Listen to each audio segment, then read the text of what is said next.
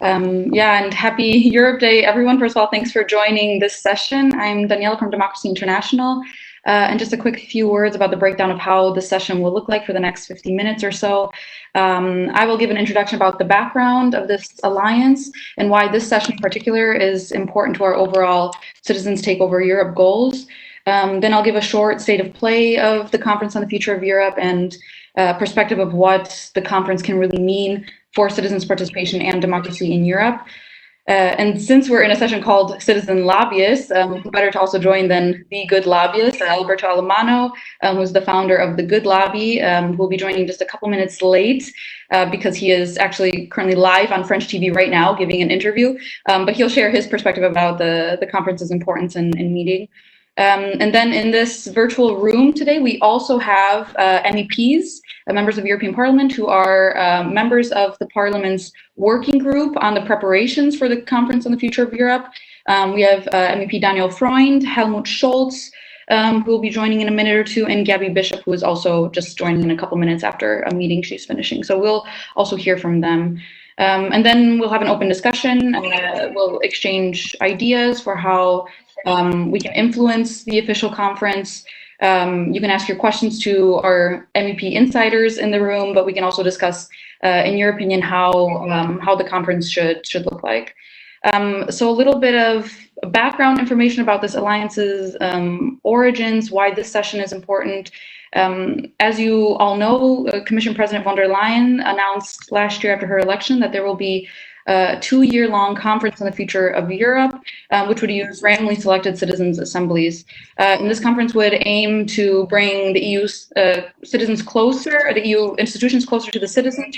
It would make the EU more democratic and transparent and less bureaucratic. And citizens and civil society would really be at the heart of this debate. So we would collectively with the decision makers draft these policy ideas and changes for Europe. But maybe most interestingly in all this, von der Leyen announced that treaty change was also on the table. And that takes the scope of this conference much further than any other EU organized citizens conference, deliberation, or dialogue that has been executed so far. So of course we were all really excited about this, but intrigued about these developments and how exactly this would look like. But as you also know, the conference has been postponed, not so much because of the corona crisis, actually, mostly because there's an institutional deadlock in the EU Council. The issues of treaty change, whether it should be on the table to discuss or not, is a huge point of contention. The European Parliament has earlier this year put out their resolution and their opinion, so to say, on how the conference should be run. We'll hear soon from those MEPs directly who worked on those preparations. And now it's about making sure that this resolution does not get watered down in the Council and in the negotiations between the Parliament, the Commission, and the Council. But it's also about how to strengthen the proposal for the Conference of the Future of Europe even further. We do now have this delay, and it's been announced that the conference should be kicked off in September, although personally I'm skeptical that it will begin even then. But we already began a little bit the preparation. So for this Citizens Take Over Europe, we started a very early process of this, and many of the people are in this room, in this conference room today, I see. And a small alliance of NGOs put together 10 guiding principles of how the Conference on the Future of Europe should be run, from the scope of the conference to its implementation to its follow-up. For the sake of time, I'm not going to go through the whole list of every point, but it is of utmost importance that the conference is held to the highest standards of democracy, of transparency, of inclusiveness, and that citizens are always a part of the discussions or brought back into the discussions. But I would like to briefly focus on the end of the process, the follow-up. And there can be no serious Conference on the Future of Europe without a strong promise and carry out of the follow-up. The promise is important because it gives citizens the reassurance that this is not just another dialogue or consultation. And the carry out is important because it's about the democratic legitimacy of the EU. But what does a strong follow-up even mean? Well, there are many different outcomes that can change the EU's future for the better. which could be outcomes of this Conference on the Future of Europe. And they do not require long, complicated processes that would require treaty change. These would be outcomes such as, for example, reform of the Spitzenkandidat process that can be done fairly quickly, but that it would still be extremely critical for the EU's democratic future. But if we're really talking about the future of the EU and we're talking about strengthening citizens' voices in Europe and about democratizing the EU, giving the right of initiative to the European Parliament, maybe reforming how the Council and the Commission works, maybe introducing EU-wide referendums, these are proposals that would require treaty change. And as important as the Conference on the Future of Europe is for setting the path of the future of Europe, it is just really the starting point. It is not the treaty change process. It's Article 48 of the Lisbon Treaty is the treaty change process. For that, then we would require an official convention. So as long as treaty change is as a discussion point on the table for the Conference on the Future of Europe, it means we need to look further down the road of how a convention would also look like, and that the same high democratic and transparent and inclusive standards that are held at the Conference on the Future of Europe, which is the pre-phase for the beginning of the future of Europe, that those same standards need to be held if and when a convention, an official treaty change process takes place. If not, if we get as far as a convention and if these standards are not followed, this entire exercise can really collapse on itself. So that's a little bit what we're doing also here with the Citizens Take Over Europe, because we want to get the discussion already started on the future of Europe that we want. We want a Europe that is truly of the citizens, and that's why we, civil society, do not want to wait any longer for this institutional deadlock to finally unfreeze.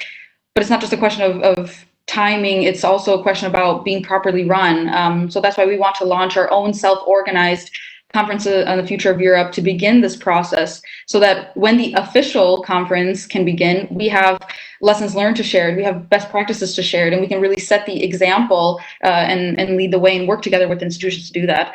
And of course, the civil society resources and the official institutional resources, the difference between those two are huge. But what we can do as civil society is reach out to those, to the citizens, to prepare a blueprint of how the conference should look like from the bottom up rather than the top down. And we simply want to lead by example and then work together with institutions when the official conference does start. And look, we have to always keep in mind that even when the official conference starts, even when our self-organized conference starts, we can't make everybody happy. We will not, we cannot always please everybody. And there will always be criticism, sometimes not always constructive. But what we can say is that we really tried to invigorate the citizens. We tried to bring them into this discussion and crowdsource their ideas and let them develop the blueprint for the future of Europe. And that then we offered this and we offered our help, and we want to work together and reach out a hand to the institutions. And we hope that they also reach a hand back out to us so that we can prepare an official conference together that is also held at the same standards that we hold ourselves to. Okay, good. So I'm not sure if Alberto is already joined. I don't think he's he's not yet. He would be a panelist, right, Katja? Because I would then pass the floor to Alberto. But oh, okay, good. Here we go. All right, good. So I will now pass the floor to Alberto from the Good Lobby, who just got back from live French TV. So Alberto, the floor is yours.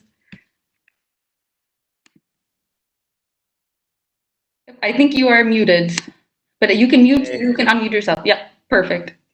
Thank you, Daniela, and good morning, good day, everyone. I'm trying to get my setup right. Perfect. Wonderful. Yes, a few reflections building on your introduction that I think is excellent for the kind of conversation we would like to have today. So you have already identified the aims for this initiative, but perhaps let me give some context, at least from how civil society has been perceiving in Europe the Conference on the Future initiative. Obviously, as you might remember, when this conference for the first time was mentioned in the European public sphere, was when Monsieur Macron, so the French president, exactly 1 year ago, he published across 27 or 28 countries an op-ed saying basically that most of the failure of Europe had to do with a systemic inability of the European project to be able to protect its citizens. So the word and the mantra, a Europe that protects, was the big framework that somehow allowed a pro-European majority to emerge from the European elections. In a way, also because of the record turnout, this has been good news for most of us who share those ideals. But we all know that in the following weeks, there has been a difficult relationship between your European Parliament, our European Parliament, and the head of state and government gathered within the Council. The first reaction by Ms. von der Leyen following her appointment, before actually going with the entire college in front of the Parliament to receive your vote, has been to say, in order to somehow remedy what I call the original mistake or the original sin of her own choice and the modalities in which the top leaders have been selected, we are going to organize a big conference on the future of Europe. So the first time this idea popped up was very much related to an electoral reform, to a reform of the constitutional framework in which we elect top leaders within Europe. Though that original idea, as you know well, has been further mutated into something more ambitious, or at least larger in scope, which has included the possibility to do two more things, which is to discuss major policy areas that might be of concern, to the point that today we discuss also public health as one of the major themes that could be discussed in such a conference, but also a meta objective, that of trying to use the conference to experiment or pilot a new way to listen to European citizens. So as you can see, there are three at least aims which have been associated with the emergence of such a conference. And those have been creating some confusions, not only in the media, but also within civil society. After several months, I think we still do not have a joint declaration by the three institutions that agree or show some agreement on the actual aims of such a democratic or supposedly democratic exercise. And we do not have a clear-cut blueprint on how this conference on the future of Europe will be defined. We have received and studied the European blueprint, which has been the first one, which has been agreed and adopted by the task force and then by the Parliament itself. We have studied the proposal, I would say slightly less ambitious and less articulate, but quite different by the European Commission. And we have read some working documents coming from the Council. Then COVID happened, and today no announcement will be made about the launch of the Conference on the Future of Europe. From a civil society perspective, this is a pretty good news. We are relieved by the fact that we are not there starting something we do not necessarily believe in. Obviously, I cannot speak on behalf of civil society, but I can certainly convey to you the feeling that most civil society organizations had when realizing that civil society, organized civil society, would have not had a seat at the table. So there was an expectation that some way of having civil society involved beyond the citizens' assembly format that the European Commission proposed under the label of Agora was not necessarily mentioned. And this obviously has caused some concern. But there are deeper concerns. Civil society, I don't think, is only interested in having a seat at the table. Is much more interested in getting the right format and to have an institutional design that will enable to capture the incredible vivacity existing in European society at the moment. The turnout has been very important in the European Parliament, also because, or perhaps mainly because, many ambassadors of the European of European ideas have been spreading the word, have been saying or repeating that this time could have been different, and therefore we should have voted. I think there is an untapped potential in better coordinating institutional initiatives with the many experiences which have occurred at the city, at the regional, at the national level across Europe, which might feed into the new design or what I hope will become a new design for the Conference on the Future of Europe. Within our coalition or loose coalition of civil society organizations, there are academics like myself, there are people who are even more specialized in citizens' assemblies and deliberative practices, but there are also many organizations who have been actually running those experiments, which by now are no longer experiments, are well-established practices, which might be very much interested in being consulted and in coming up with a design which is slightly more sophisticated than the European Parliament idea of having peripatetic agoras by teams, which would have been feeding the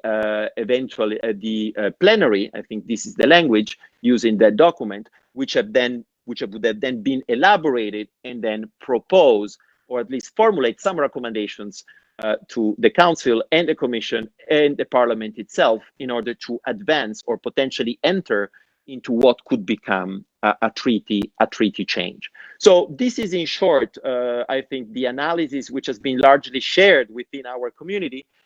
But there is also an important element which I think has to be highlighted in complementary to what has been said by Daniela, which is the provocative nature of today's initiative. The fact that citizens are ready to take over, or at least to invent a parallel mechanism, unless the institutional design of the Conference of Future won't be satisfactory to them, and it won't allow them to actually gain an institutional voice.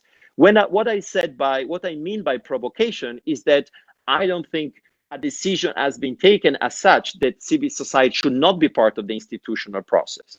I think there is plenty of room for maneuver to actually converge into an exercise which will have the resources, the skill, and the expertise to get the most out of this incredible one-generation opportunity to advance European integration by listening many more voices and by seizing this incredible situation of geopolitical uncertainty and also socioeconomic instability. So this is, I think, much of what we discussed so far, and I hope this could partly feed our conversation, and I would obviously welcome the opportunity to get your own feedback and perhaps to get the record straight if what I've been saying is not necessarily accurate to you or it might deviate from an informed conversation. Thank you very much. Daniela, back to you. Yeah, great. Thank you so much, Alberto, for that really interesting insights. Good. Okay, now I think we can hear from the MEPs who are really at the forefront of the European Parliament's internal negotiations on this resolution that was adopted earlier this year. I think so far we have Daniel Freund. We're still waiting. I think Helmut is having a little bit of technical trouble. I'm dealing with him on the side here. And Gabby Bishop, I think, should still be joining if her meeting is not too late. But just as an introduction, then I'll let Daniel have the floor. I think I can speak for everyone that we really much welcome the proposal in the resolution that would bring citizens in what is called the Citizens Agoras into the Conference of the Future of Europe already from the beginning and throughout the process and not just at the end.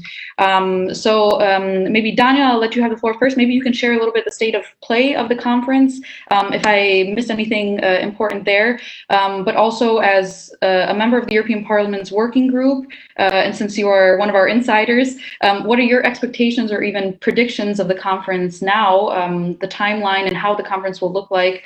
Do you think that this ongoing corona crisis will have an effect on the scope or the focus of the conference? And does this delay give us some sort of opportunity to further influence the conference? So the floor is yours, and Katja will be able to, I think, unmute you or, yeah.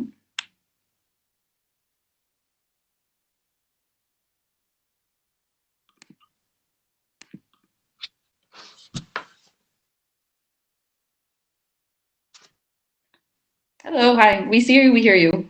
Great. Well, thanks for having me. Happy Europe Day, and great to discuss this topic with so many old friends. It's good to see you, Alberto, and nice to be here. Well, does Corona have an effect on the conference? Absolutely. We were supposed to start today, right? Today, 70th anniversary of the Schuman Declaration was supposedly the start date for this process. We are not starting today, so I think yes, there are heavy implications, and I mean we're all still grasping the extent of Corona repercussions, particularly the economic repercussions.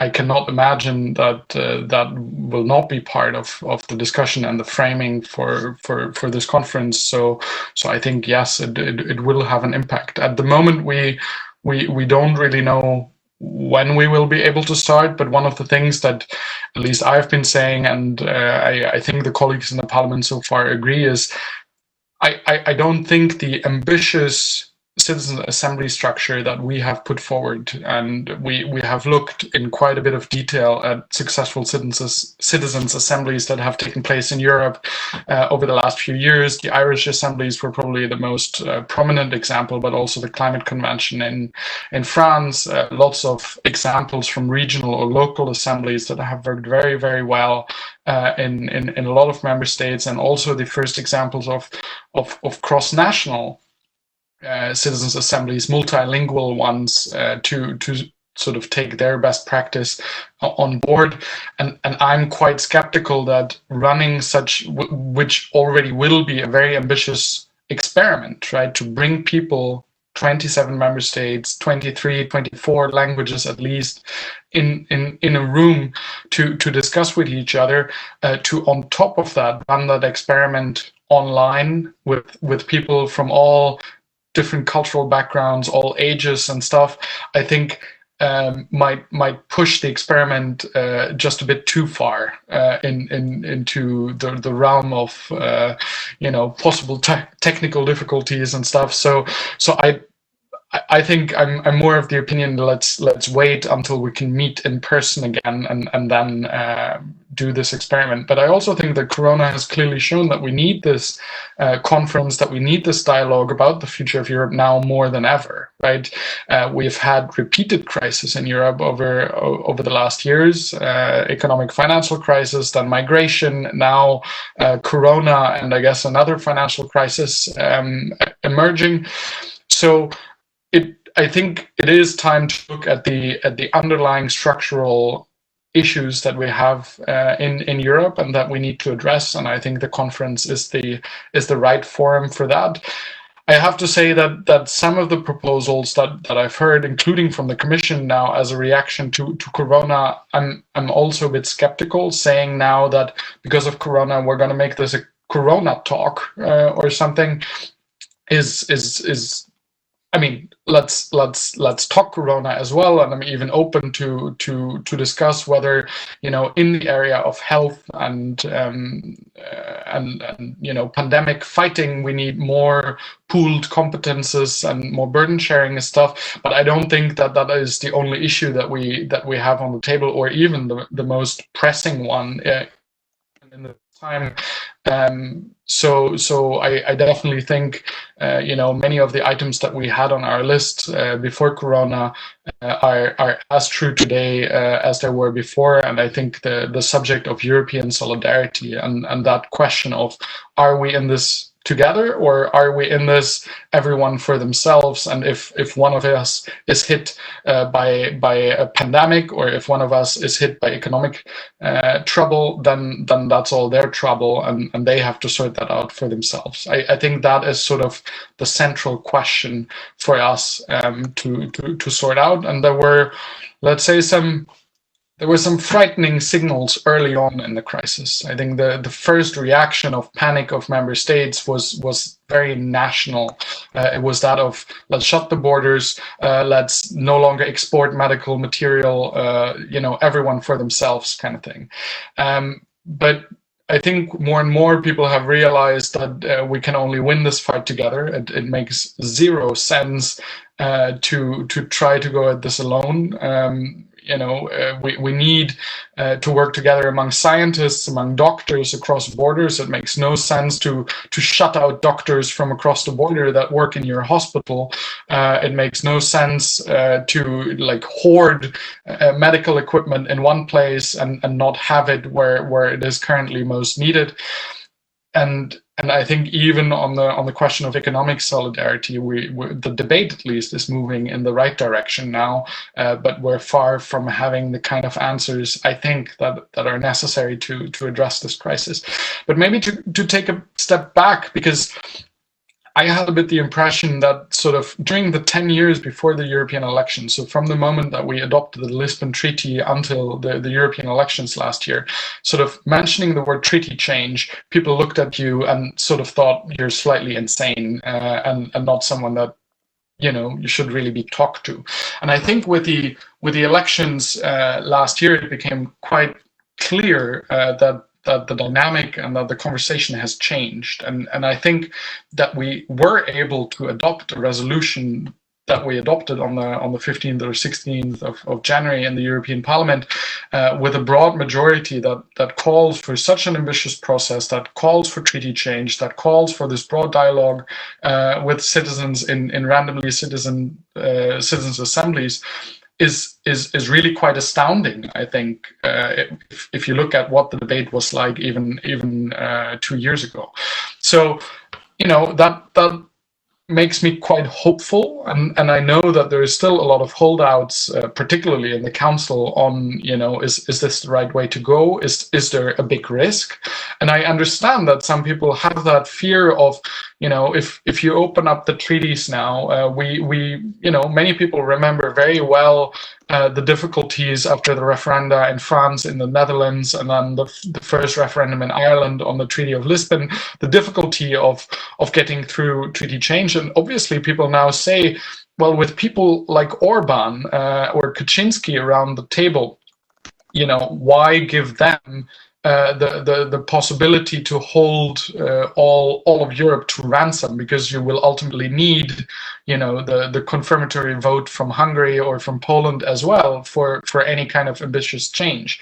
But I think my vision on that is the risk of just staying in the status quo, of saying, well, it will all go fine if we stick in the current constitutional arrangements, if we stick on the current budget, we just continue spending our money on a bit of structural work and some agriculture. I think the risk of that leading to a collapse or an explosion of the European Union is far greater than attempting to have that European dialogue, to talk to citizens and hopefully create the necessary pressure for that change that we need, and then also get it through the ratification process that is foreseen. Yeah, perfect. Thanks so much, Daniel, for this insight. And yes, at least at Democracy International and at the civil society organizations in this room, we've been talking about treaty change since before it was cool to talk about treaty change. Yeah, and I agree. I mean, let's talk about Corona and health competencies and solidarity in the EU, but let's not let democracy fall down the list of priorities at the Conference on the Future of Europe, because we can't talk about the future of Europe without talking about the democratic future of Europe. I think that's absolutely right, and that's why those remarks that the Vice President Šuica made in the Financial Times a couple of weeks ago, that in times of Corona now, let's not discuss the Spitzenkandidat process. I mean, I agree that while there's thousands of Europeans dying, we have other things to talk about, and now that I guess millions of Europeans are facing economic hardship, it's difficult. But at the other hand, we had quite severe problems after the last European elections, right? We at the end got a Commission president that didn't run in the elections, after all European political parties going out and saying, hey, these are our Spitzenkandidaten, and if you vote for us, this is going to be the person you're going to see at the head of the Commission. And I think, just for myself, going back to voters in 2024 and saying, well, quite frankly, I have no idea what you're voting on here. Give me your vote, but what that means and who else you're getting in top positions, I have frankly no idea. I don't think that is a situation that we can have. And so we don't have to discuss this, not this week, not this month, but well in time for the 2024 elections. We need a new deal on how does European democracy work? How do we elect our top positions? What is the election for the European Parliament actually for? So that needs to be fixed. And whatever model you favor, if you want the direct election of the Commission President, if you want the current parliamentary system with Spitzenkandidaten, if you want transnational lists, small or large, let's discuss it, whatever the best model is, but we need to have that discussion in time for the 2024 elections. Yeah, exactly. We have the clock against us before the next European elections, and also the clock against us in this session. I would really like to bring in some of the other people we have as the panelists, but also these speakers. So we can now open discussion. We can exchange ideas, how we can influence the official conference, or any your opinion of how the conference should look like. I have some comments in the chat here from Virginia first, and then I see something from Carlota. So maybe we can go in that order. And if you'd like to speak, please also you can write it in the chat. So maybe first, Virginia. Hello, yes, hi everyone, and thanks Daniela and Elena for organizing this panel, which is very important to bring together all the efforts that different organizations and groups and communities did toward the Conference on the Future of Europe, and try to finally have that critical mass that MEPs like Daniel potentially need to boost their role in the process. The topic and the methodology that I want to bring forward in terms of influencing the process regards an experience that we did as humans, but also with many other organizations through a petition to the European Parliament, which, among other proposals on the management of coronavirus, reinforced the request of the Parliament to act upon the convocation of the Conference on the Future of Europe. Exactly because in this moment, what is more needed is dialogue between citizens, institutions for shaping this conference, and not postponing it, but actually making it more urgent. So the petition was submitted on the 24th of March and discussed by the Petty Committee on the 30th of April. And now the mandate of the Petty Committee is to potentially transform it into a parliamentary resolution, which, among other solutions for the coronavirus crisis, propose this topic of the Conference on the Future of Europe. So I would like to get the opportunity to have Daniel Freund here with us and the other MEPs to remind them of this element. And I think for all of us, a point of debate and dialogue should be how we can leverage all the instruments available in terms of participatory democracy to boost our efforts for influencing the Conference on the Future of Europe. I think, of course, appeals, open letters, conferences, debates are very important, but I think the hook of the tools that are available on the current treaties and potentially improved by the reform of the treaties are essential to have a European Union that is democratic in the full sense, and not only based on what the representative elected people can do, but also what the input that the citizens can bring. So I think this first moment that we have today with Citizens Take Over Europe is a great opportunity to combine instruments, to have a real connection among us, and try to use everything that can be done for a push that, in my opinion, should come first of all from the European Parliament. Just a quick note in terms of methodology, and thanks for organizing this. And thank you. Yeah. Thanks, Virginia. If I can maybe quickly react to that, because I think, I mean, as I said, I think the position of the European Parliament is really quite ambitious. And when I first wrote, because I did the first draft for the Parliament position, I was like, I'm going to put in all my maximum demands and then see, what are those negotiators from the EPP, from Renew and S&D, what are they going to say? And probably they come with their red pen and strike out this and that, and well, citizens' assemblies, that sounds complicated and stuff. But that didn't happen, and I was really quite surprised, you know, how far we got with what is a very ambitious position. Well, we got as far as reaching a broad majority in the parliament. I think the support in the commission, even if not, you know, too overly optimistic in public yet, there is support in the commission, but it is member states right now that are blocking this. So the real pressure point needs to be what are national governments doing in the council. There has been a group of members now, so including France, Ireland, Spain, Greece, and maybe a couple more that I'm forgetting now, but that are Austria, that are pressuring, you know, to put the conference back on the agenda, to adopt the mandate, and they have also been the countries pushing for a council mandate that is ambitious, right? That includes a mandate for treaty change and so on.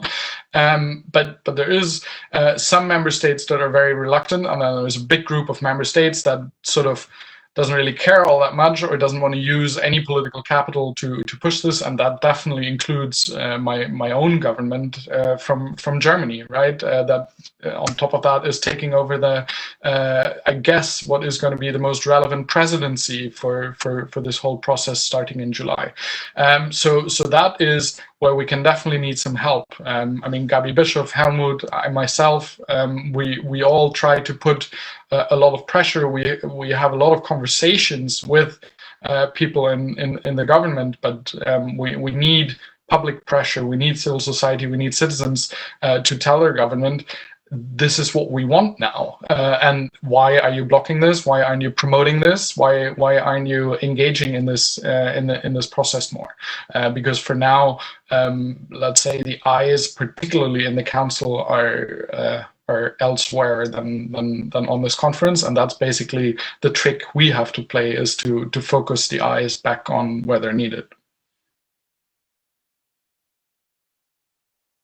Yeah, great. Thank you so much for that exchange. I see in the chat we have a couple other comments coming in. Carlota, I'm not sure if this was just a general comment or if you had something you also wanted to say. Otherwise, I see Ernst has his hand up and is patiently waiting. And then Lorenzo, I believe, is next in line. Carlota, was there something you wanted to say, or was it just a comment?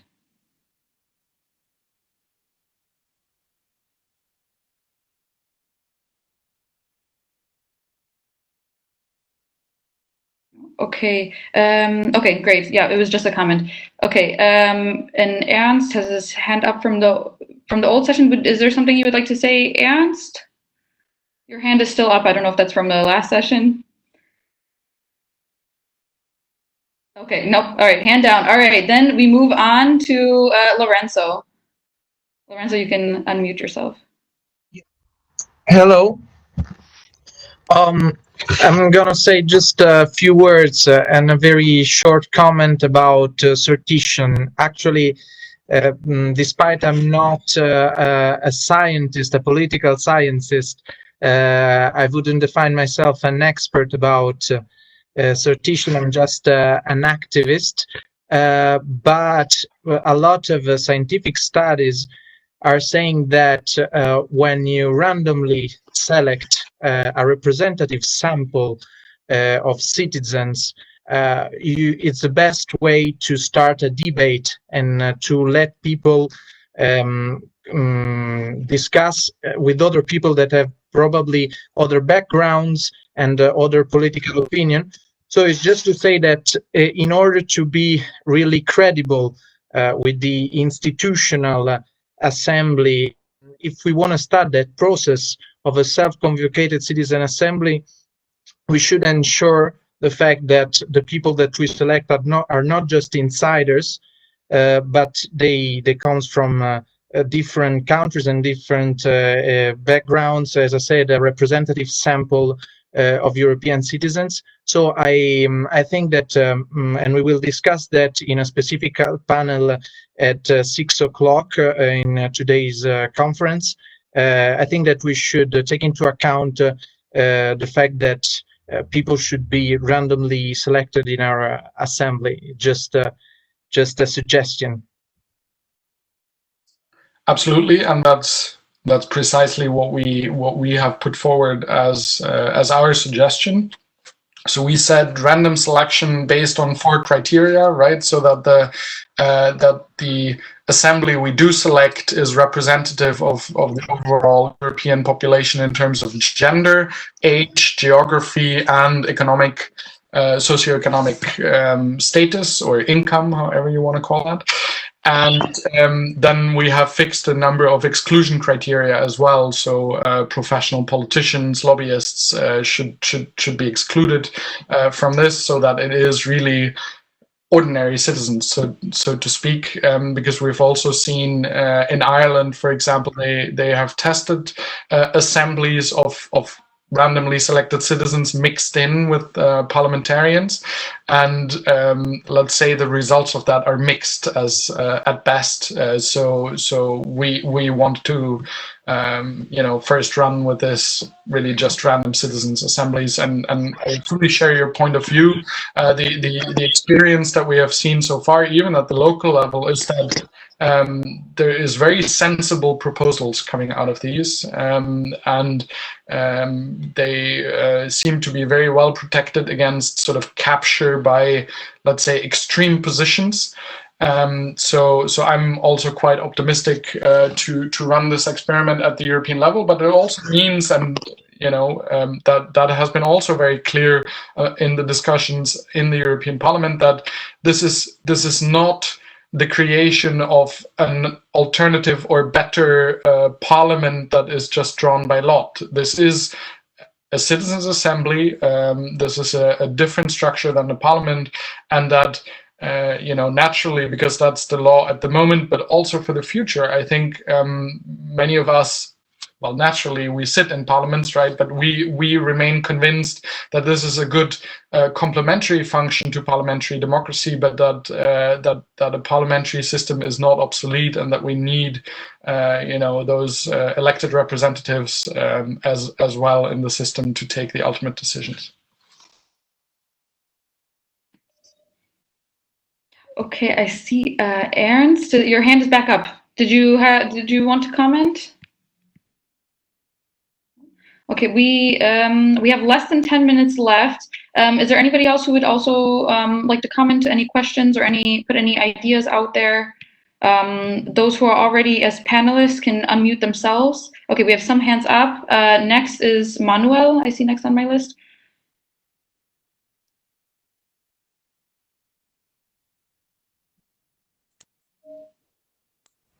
Yes, hi, can you hear me okay?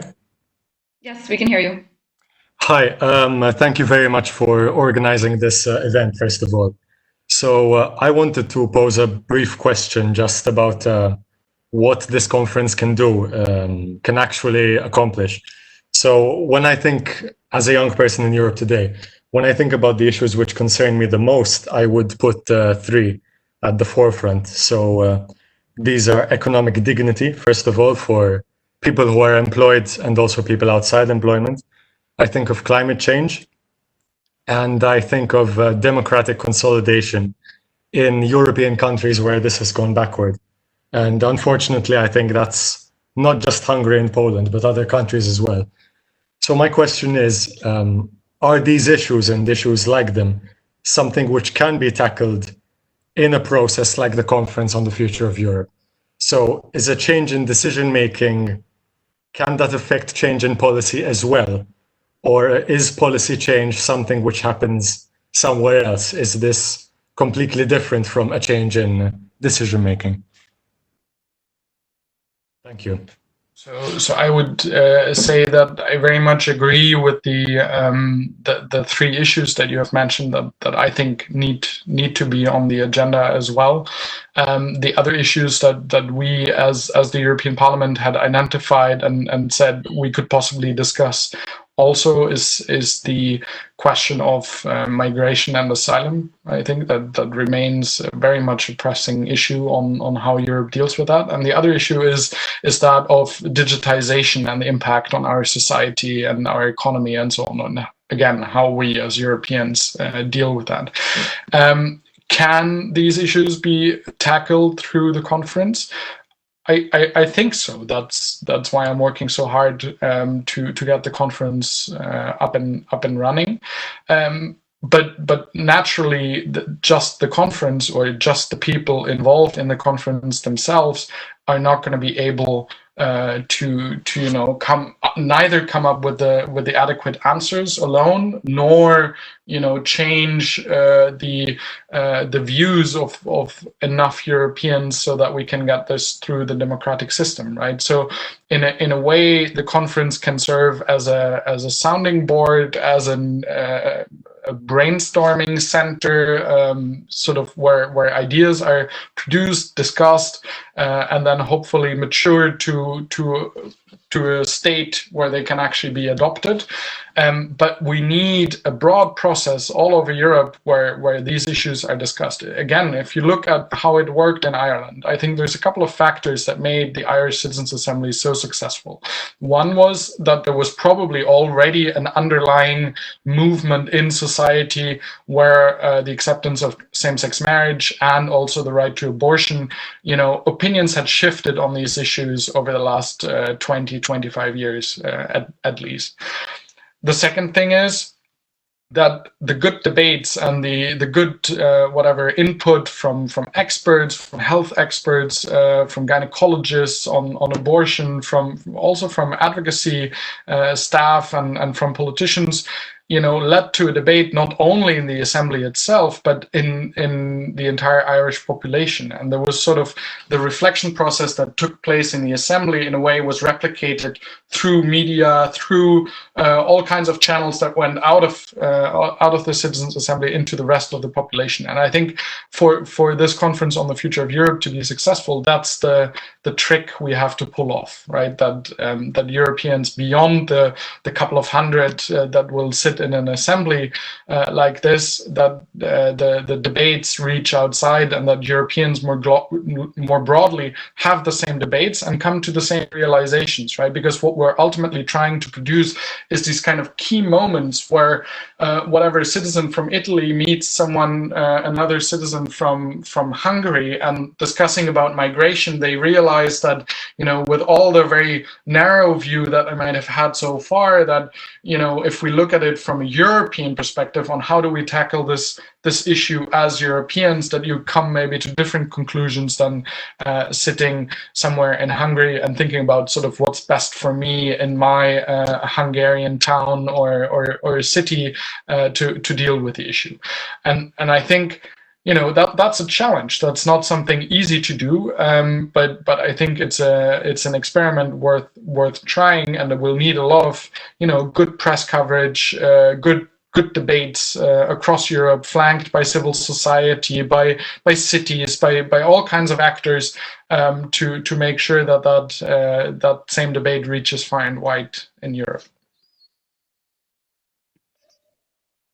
Okay, good. And we have a couple minutes left, but I see one person with a hand up, but I cannot see your name. It's code PXJ.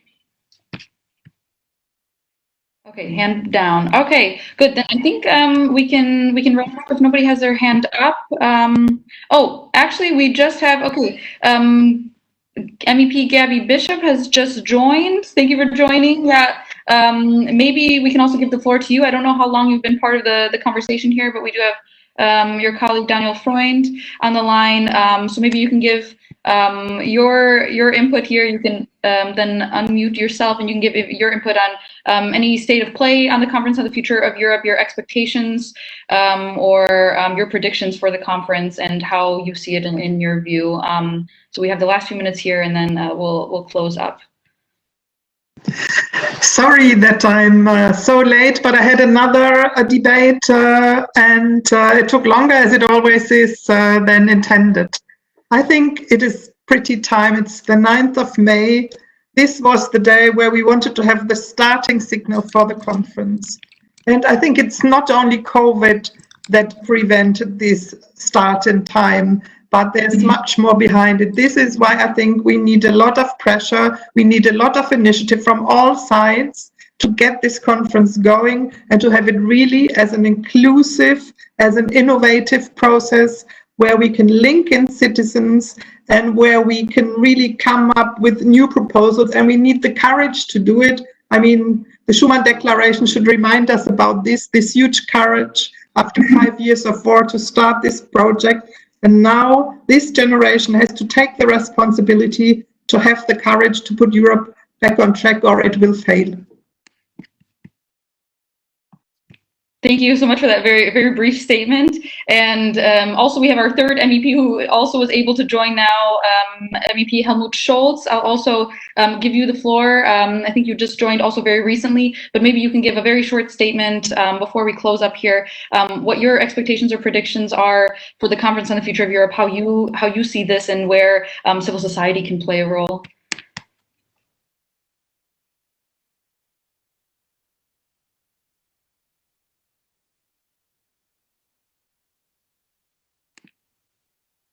Helmut, I don't think we can hear you. Okay, you're unmuted, Helmut Scholz.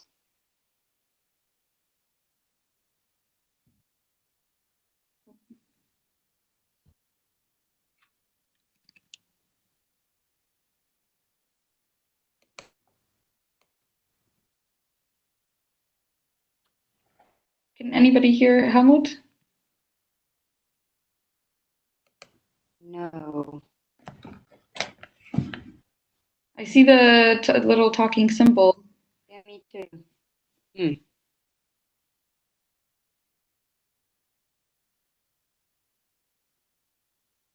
Okay, let's see. There's a very let's see. Maybe Helmut can try to work on that. But there's a very short question, please, very brief. Julius, regarding the Conference on the Future of Europe and media. Please, very brief, because we do have to close up.